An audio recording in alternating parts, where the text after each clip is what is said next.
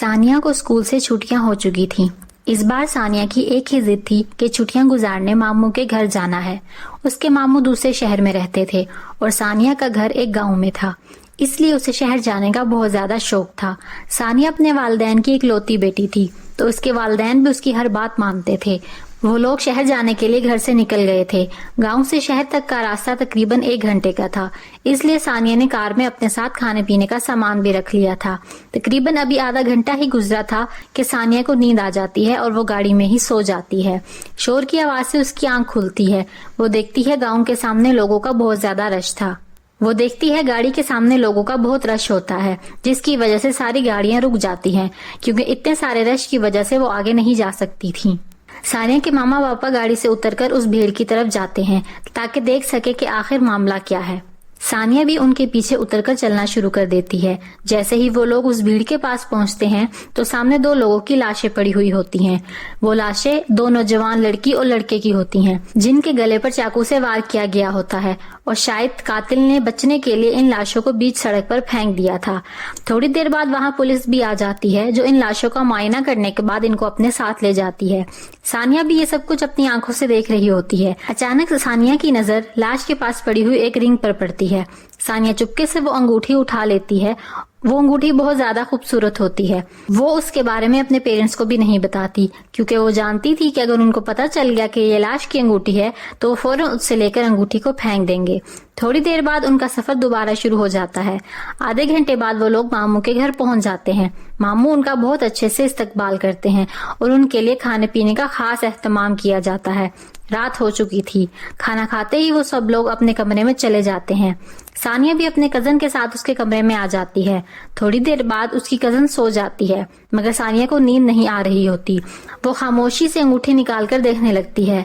इस अंगूठी में 2 रेड कलर के बॉक्स लगे हुए होते हैं, जो किसी हीरे की तरह चमक रहे होते हैं। अचानक सानिया को बाहर से मुमानी के बोलने की आवाज आती है, तो वो फौरन अंगूठी को तकिए के नीचे रखकर सो जाती है।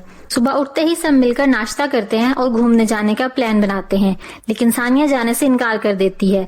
वो कहती है कि उसकी तबीयत ठीक नहीं है, इसलिए वो आराम करना चाहती है। सब लोग घूमने के लिए निकल जाते हैं। वो अपने कमरे में आ जाती है। उसे अजीब तरह की बेचैनी महसूस होती है। उठकर मुमानी के कमरे में आ जाती है और उनका मेकअप निकालकर करने लगती है। अच्छी तरह तैयार होने के बाद वो अपनी मुमानी के कपड़े निकालकर पहन लेती है और अजीब तरीके से डांस करने लगती है। उसी वक्त सब लोग घर वापस आ जाते हैं। सानिया को डांस करता हुआ देखकर सब हैरान रह जाते हैं, क्योंकि वो बिल्कुल किसी किन्नर की तरह नाच रही होती है। सानिया की माँ आगे बढ़कर सानिया को एक थप्पड़ लगाती है और उसे दूसरे कमरे में ले जाती है। उसका सारा मेकअप साफ करवाती है और अपने कपड़े भी चेंज करवाती है। सानिया की इस हरकत पर सब बहुत शर्मिंदा होते हैं। सब हैरान थे कि अचानक सानिया को क्या हुआ, उसने ऐसी हरकत क्यों की। क्या वो इसी काम के लिए घर में रुकी थी? अब ये रोज का मामूल बन चुका था। सानिया रोज कोई ना कोई अजीब हरकत करती थी।